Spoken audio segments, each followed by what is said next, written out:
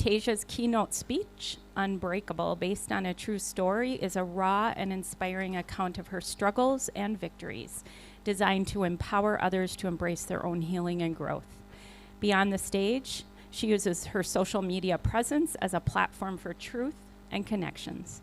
By sharing the full spectrum of her experiences, the highs, the lows, and everything in between, she aims to show others that healing is messy, but also possible. Her honest storytelling encourages others to find strength in their imperfections and reminds them that you are never alone in your struggles.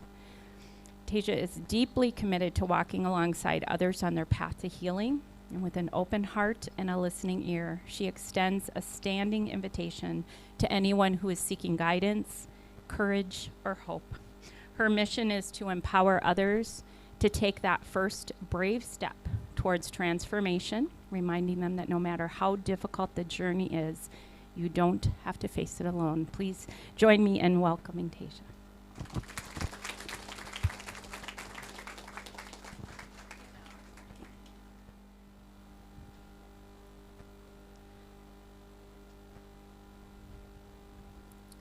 At the age of 16, I had my first drink. At the age of 18, I got my first minor. At the age of 19, I got my second minor as well as a DWI.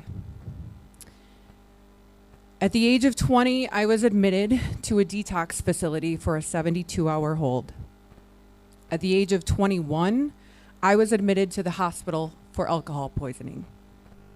At the age of 22, my friends and I were walking home from the bars one night, and we got into a verbal altercation with another group of individuals. This was my first, and hopefully last time, ever pepper sprayed. At the age of 25, I was arrested for disorderly conduct. From the ages of 26 to 36, I could honestly share hundreds of stories about my drunken escapades. But most of them wouldn't actually be my stories, because most of my nights would end in blackouts. My name is Tasia, and I'm an alcoholic.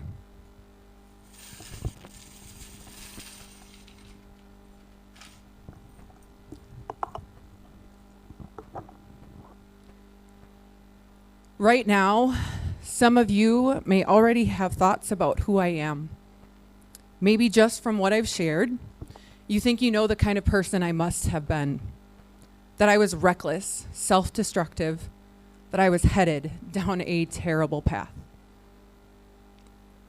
And if that's what you're thinking, it's okay. Because for the longest time, that's exactly how I saw myself.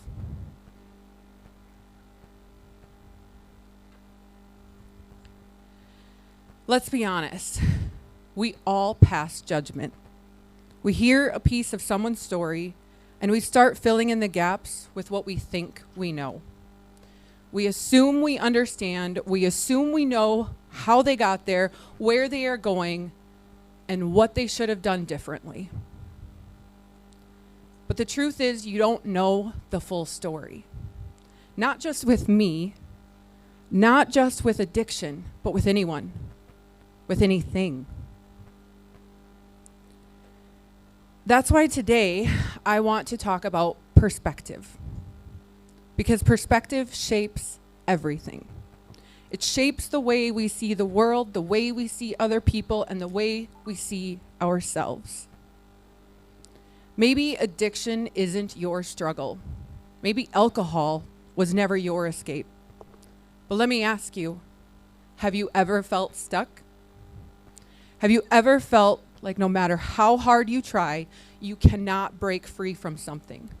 A mistake, a failure, a version of yourself that you can't seem to outrun. Perspective is powerful. It can trap us, or it can set us free.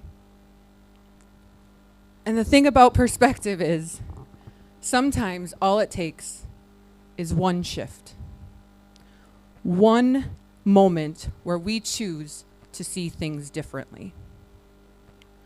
So while I am an alcoholic, that's not the whole story here.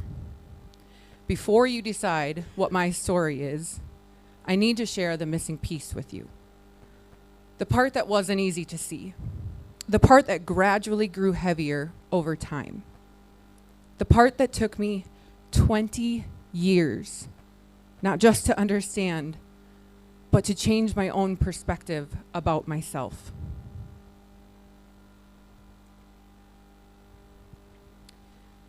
Before I picked up my first drink, something inside of me was already unraveling. At the age of 16, I started noticing that I was always tired.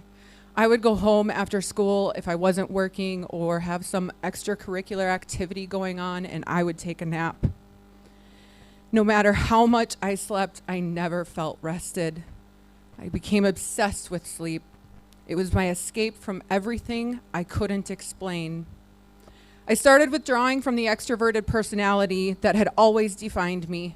It became harder to laugh and smile naturally.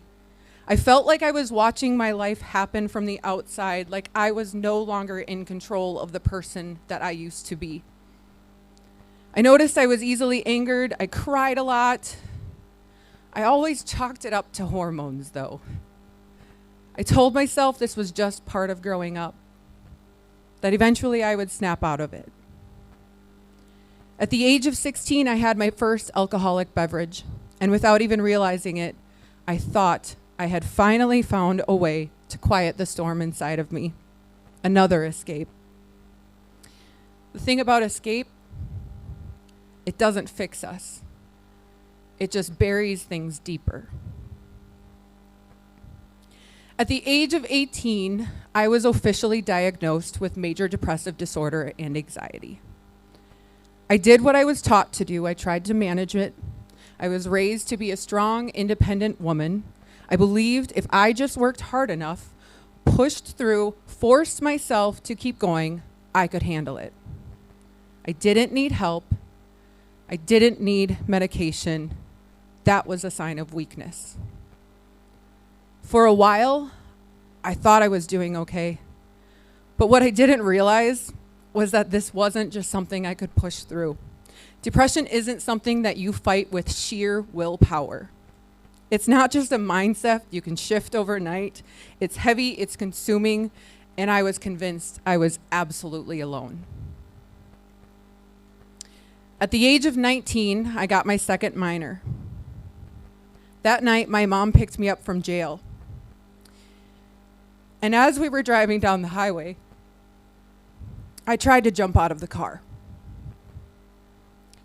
I don't believe I was suicidal then or ever, but in that moment, my 19-year-old brain was drowning.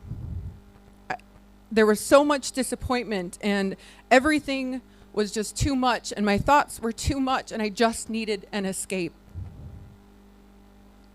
That was the moment that I decided I needed to go on antidepressants. Finding the right medication would take years, and even then, I was still reluctant. I was also encouraged to find a therapist. After a few tries, I finally connected with someone who understood me, at least the parts I would show her. As amazing as therapy and medication are, they weren't enough to fix me.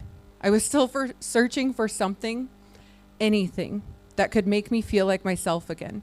Something that would piece the broken parts together again. Just before my 20th birthday, I got a DWI, and I lost my license for a year. At the age of 20, I was admitted to a detox facility for a 72-hour hold after going into a drunken rage. When I was released, the counselor looked at me and said, "You don't have a drinking problem. You have a problem with your mental health." I was honestly relieved to finally hear it from somebody else that it wasn't alcohol, it was my mental health. I felt seen for the first time in a long time. But I knew if I didn't figure this out, I wouldn't return to college. At the age of 21, I had proven to myself and my parents that I was ready to return to college. But one night I was stumbling home from the bars with a friend. An officer stopped me and him because he noticed that I could barely even stand. I don't know what I said. I don't even know if I was speaking coherently. But I know that that officer knew I needed help. He let my friend continue on his way, but he brought me straight to the hospital.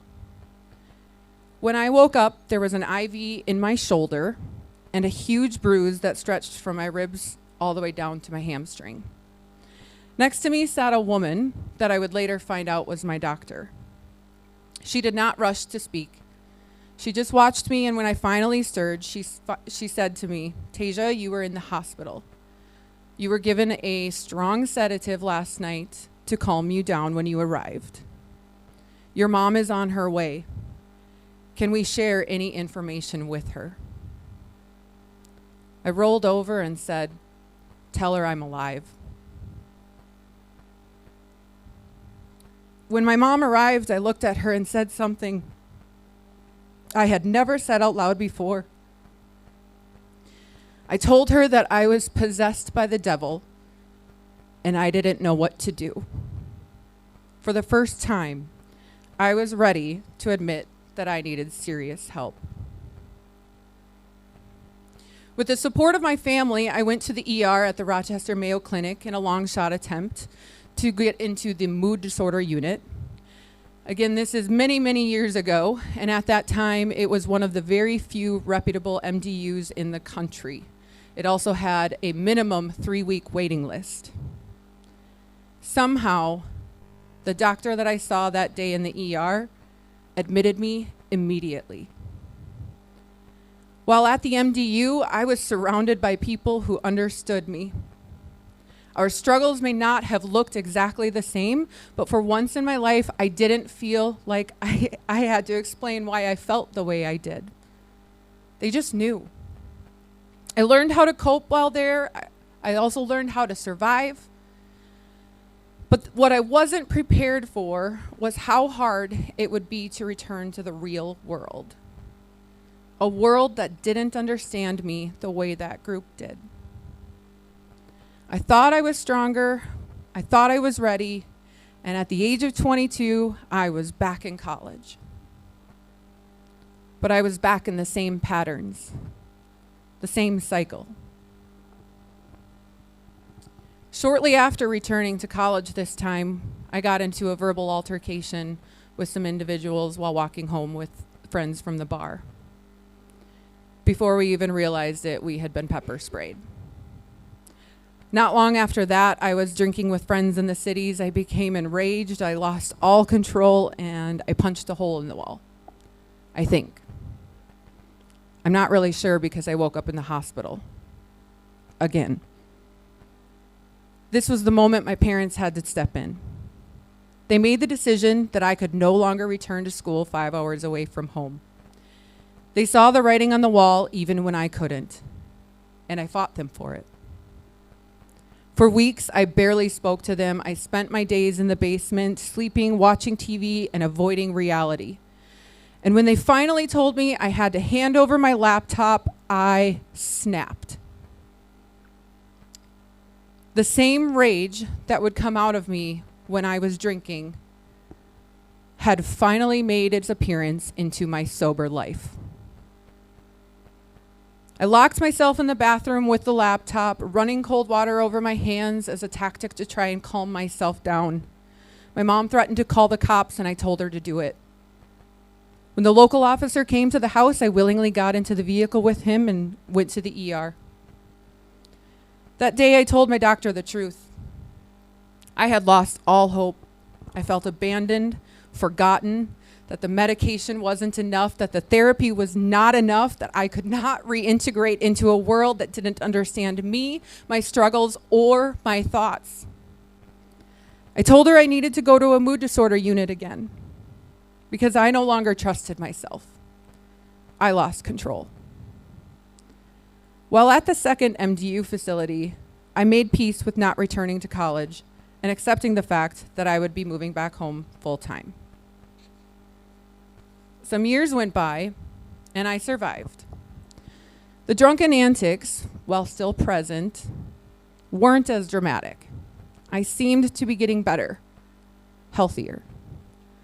But the thing about cyclical patterns, if you do not find the source of the pain, you will find yourself in the same hard lesson over and over again.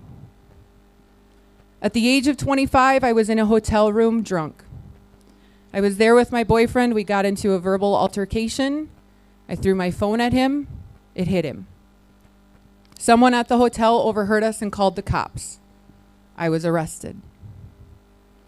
I wish I could tell you that was the moment that everything started turning around, that the medication started working, that the therapy sessions were full of breakthroughs. But it didn't. I had become an Academy Award-winning actress. By day, I would appear as a functioning member in society, and by night, I would drown my depression with alcohol. My name is Tasia. I am an alcoholic, and I have major depressive disorder and anxiety.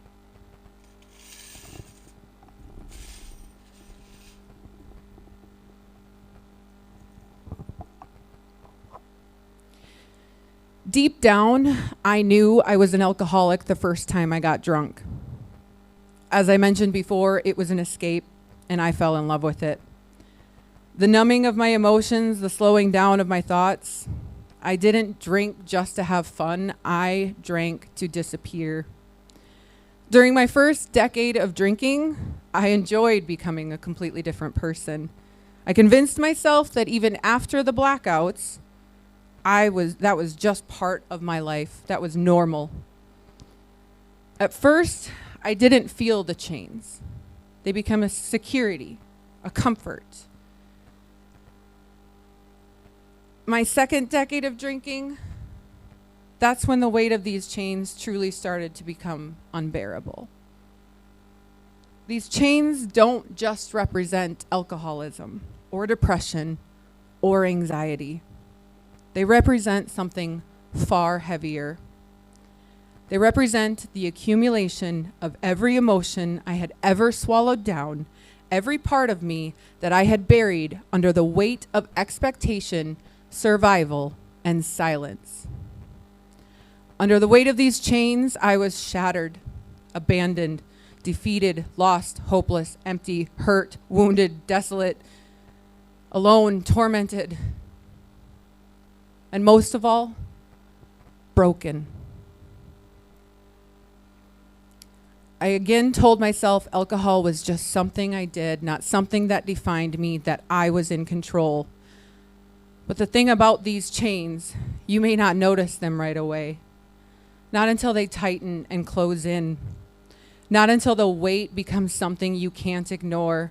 Not until your entire being is restrained. Not until you can no longer find the person underneath.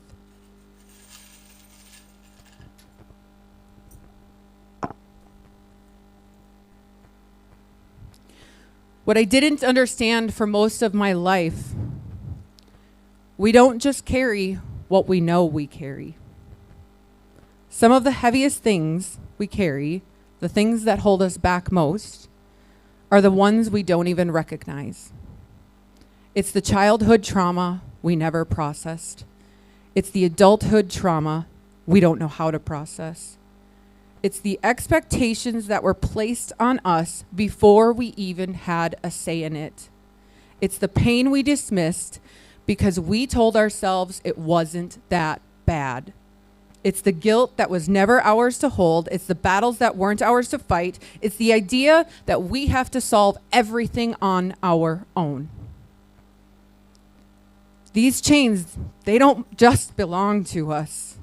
Some of them were handed to us before we even knew how to say no. These chains, these traumas, they shape us, they change us until we are unrecognizable to ourselves. Until we believe we have no choice but to keep dragging them through life. Initially, we can handle it. We adjust, we push through. We convince ourselves it's not that bad. But over time, the weight doesn't just sit on our shoulders, it seeps into us. It becomes part of the way we move, the way we think, the way we see ourselves until one day we're not just carrying it anymore. It defines us. And that's where perspective comes in again. Perspective is powerful. It doesn't change the weight, but it changes the way we carry it. It shapes the way we understand our struggles, the way we decide what's possible for us. For years, I saw my chains as part of me, as reminders of the hard lessons I had learned. I thought I would live the rest of my days being triggered over and over and over again. The older I got, the more I started questioning it. What if my chains weren't my identity? What if my chains were not my fate? What if they were not my entire story? Because something was coming. A moment that would change everything.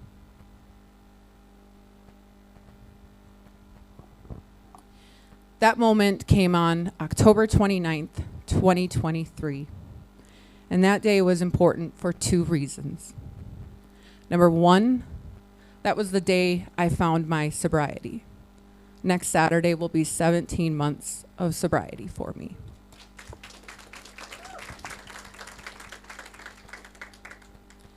And second, and far, far more importantly, that was the day God found me. Now, if you're anything like me, your mind probably went to straight to the worst case scenario, because we're taught to expect that. We are taught to expect the devastating rock bottom, a breaking point so catastrophic that it left no other option but to change. But what if I told you I was actually the happiest I had ever been in my life at that point? Up to that day, I honestly don't ever remember having been so happy. I was truly thriving. I had a career that I loved and colleagues that I loved. I had just started an HR certification class to continue to advance my career. My relationships with my friends and family had never been stronger. Even my dog Rascal had started to listen. Or maybe I started listening to him. Although my life looked good and felt good, my first day of sobriety, it was not pretty. On October 29th, I woke up after a night of drinking. I reached for my glasses and phone, and I listened for my dog, Rascal. He was rustling around in his kennel. I got up, I walked him quick. I made sure that he had food and water, and then I went and crawled back into bed. Usually this would be the part of my night or my day that I would try to piece together or fill in the blanks from the night before. I'd scroll social media, I'd look at text messages, call logs, all of that. But by this point in my life, I had realized that the anxiety of not knowing what happened the night before was easier than the anxiety of possibly having to go on yet again another apology tour. As I lay there, a random memory played in my mind from the night before. Remember, I blacked out most nights, so to even have a memory was impressive. It was a voice I had been begging to hear from for a very long time. A voice I had felt abandoned by, forgotten by, a voice of thunder wrapped in a flash of white light, simply saying, "You're fucking done." I could have edited that statement for you today, but I think you also need to understand he needed to get my attention in the only way he knew how. There is no question in my mind that that was the voice of God, my Savior. And what he meant by "you're fucking done" wasn't just about alcohol. It wasn't just about the drinking. It was about my way of living, my way of simply surviving life, my way of trying to do everything on my own and hiding the truth from those around me. He had let me try things my way. He had let me run. He had let me numb myself. But now he had had enough. It was time for me to answer my calling, to surrender, to become his servant, to help bring other lost souls, just like myself, back to his arms. That entire first day, God stayed with me. He didn't storm in with anger. He didn't shake his head in disappointment. He sat with me, right in the wreckage of all of my choices, right in the weight of it all, right in the middle of my brokenness. He didn't shame me. He didn't ask why it took so long. Instead, he showed me. He walked me back through my past, not with judgment, but with clarity. He replayed the times he had tried to redirect me. The moments where I should have seen the roadblocks but ran straight through them. The moments that I should have been listening, but I turned the volume down. For the first time, I saw what I had been too blind to see. He had never left me, not even once. He didn't scold me for not listening. He was compassionate, patient, unshaken. He was everything I needed him to be, even before I knew I needed him. And as I sat in that moment, my heart cracked open in a brand new way. I sobbed uncontrollably and desperately. I told him I didn't want to feel broken anymore, that I didn't want to carry the weight of these chains, the weight of my past. And in the stillness of that moment, he did what only he can do. He met me where I was. Not where I thought I should be, and not where the world thought I should be, but right where I was. At the foot of the cross, bearing my soul to my Creator. And then he asked me not to fix everything overnight, not to prove myself, not to have a grand plan for the future, just to take one step toward him, one step forward, one step to shift my perspective, not just on sobriety, but on who I was becoming. And as I sat there, I knew this time would be different. Because this time, I wasn't doing it alone. October 29th, 2023, God put me back together. He showed me I wasn't broken, that I actually never was. So the first step forward was to address this truth. The broken parts, the lies, the shame, the weight that was never mine to carry, that was all the devil. In that moment, I saw that evil. The one who had whispered in my ear for years, the one who had convinced me that I was too far gone, telling me I would never be free, that I would always be defined by my past. That day, I looked the devil in the eyes and I told him, "You can't have me. You have no place here. Your manipulations are over. No more, never again. You're fucking done."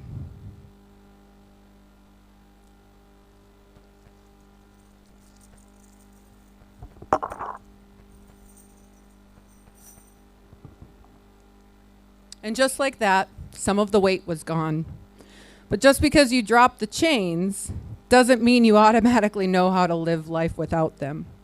I had spent 20 years of my life believing that alcohol, depression, and anxiety were my identity, my escape, my connection to the world. And now I was free, but I was standing on the edge of an entirely new reality. How do you move forward when the things you thought defined you are no longer there? I didn't realize this until recently, but God had already been shifting the way I saw things. The lessons were already there. I just hadn't put that into words yet. So now let me show you the 3 perspective shifts that have allowed me to stand in front of you today, whole and unbreakable. Perspective shift number 1. You don't have to change everything. You just have to change one thing. I used to believe that changing everything, or changing my life, meant changing everything. That sobriety meant losing the people, the moments, and the experiences that made my life feel full. That I would have to avoid bars, parties, social events, because wouldn't the temptation of alcohol just be too much?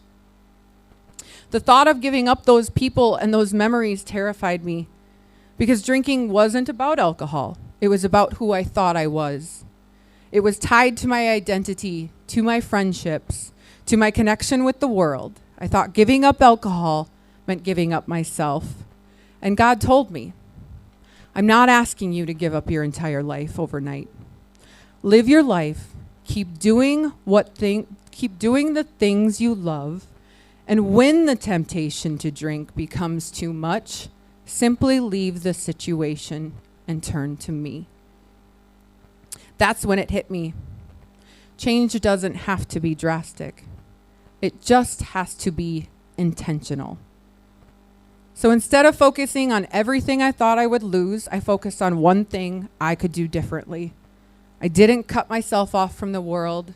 I didn't hide from situations where alcohol was present. I just made one change. I wouldn't drink. And if it ever got too hard, I would leave. It was that simple. Not easy, but simple. Perspective shift number 2. You are not alone, but you do have to let people in.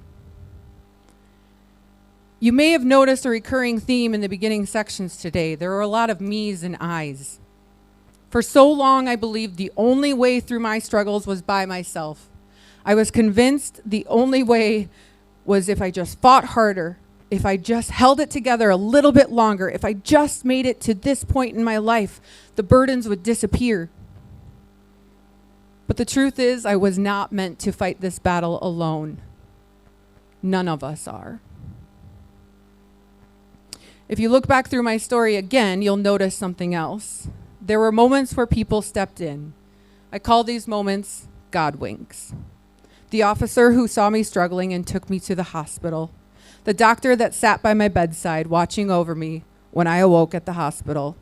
Another doctor that admitted me to the Rochester Mood Disorder Unit immediately. But the best example I have of what it truly means to let people in is with my parents. The turning point in our relation didn't happen after I got sober. It happened long before that. It happened right before my release from the second MDU facility. You may recall at this point that I had completely cut myself off from my parents. I may have been living in the same home, but there was barely any communication happening. I was convinced that they didn't understand me, and because of that, I believed they could not be a part of my healing journey. I was wrong. Before my release, we had a sit-down meeting, my parents, my facility counselor, and myself. I wasn't expecting much from it, and I had already put up the walls. I just wanted to get through that day and go home. Something happened in that meeting, though. The counselor got a minor detail about my medical history wrong. I corrected her. She looked down at her paperwork, and she repeated it. I corrected her again. She repeated it one more time. I decided to give up. I had no fight left in me. And then my mom stepped in. She didn't argue or agree with the counselor. She didn't try to prove a point. She simply said, "My daughter is the one that has lived this. I believe your paperwork is wrong. I believe her." That's when the walls started crumbling around my heart. I can still remember driving home with my parents that day. My dad made some comment, probably a weird, stupid dad joke, that made me laugh. Not a loud, boisterous laugh, just a quiet, authentic laugh. And that was the first laugh in many years that was truly authentic.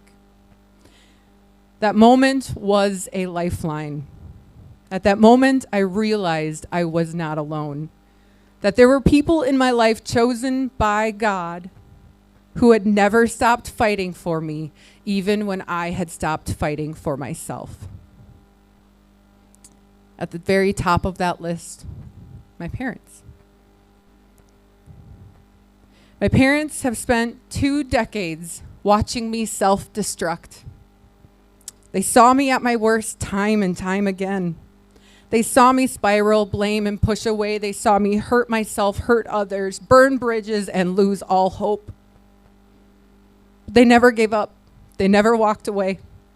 They never let me fall too far. They held me up when I could no longer hold myself together. They carried me in prayer when I no longer had words to say to God. They saw past my addiction and mental health disease, past my anger, past my brokenness, and they loved me anyway. And now they've seen me change before their eyes. They have watched me step into the person I was meant to be. They have celebrated every milestone, every victory, no matter how small. On the days when I struggle to see how far I have come, they remind me. They remind me of the fight I have already won. They remind me of the strength that I carry, and they remind me that I am living proof of the prayers they never stopped praying.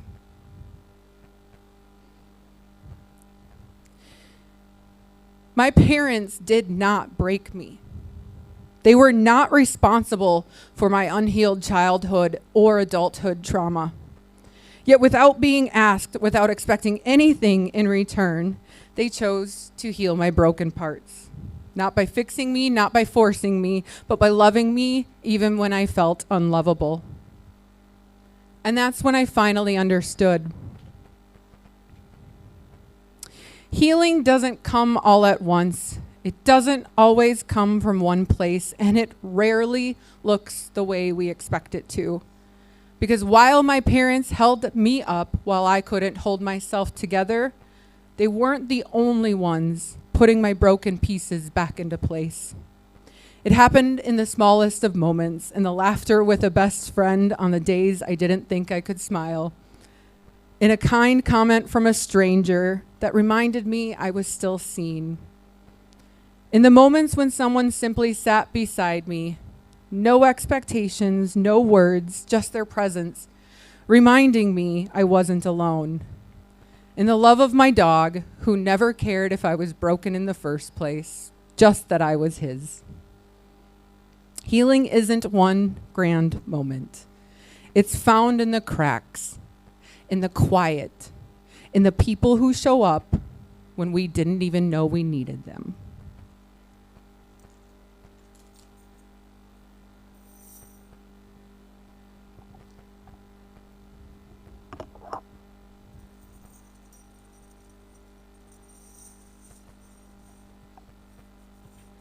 So I have already hinted at the final perspective shift I made. Perspective shift number 3. Let God and those around you do what they were meant and created to do. Love us. It sounds pretty easy, but love requires something most of us struggle with: trust. Trusting that we do not have to fight alone. Trusting that we don't have to prove ourselves worthy of the love. Trusting that when we reach out, someone will reach back. Trust is terrifying. Because what if no one shows up? What if we open up ourselves only to be left standing alone? So we don't ask. We convince ourselves that we have to carry the weight of our chains alone. That if we struggle, it means we are weak. That if we reach out, we are a burden. That if we lean on others, it means we are not strong enough on our own. But that is a bold-faced lie. See, asking for support isn't about surrendering your strength. It's about allowing others to stand with you in it. For those of you that may not have seen, I just handed one of my chains up here. She willingly took hold of this chain. I didn't prompt her. I didn't ask her if she could handle it or tell her how heavy it was. I simply handed it to her. Because we were made this way. We were created this way. To want to help. To want to ease the burden of others to love. God designed us in his own image. That doesn't refer to our physical bodies. It refers to the spirit within us, his spirit. It's the part of us that is compassion, that is kindness, that is gratitude, that is giving, that is love. And love doesn't wait to be asked. Love steps in.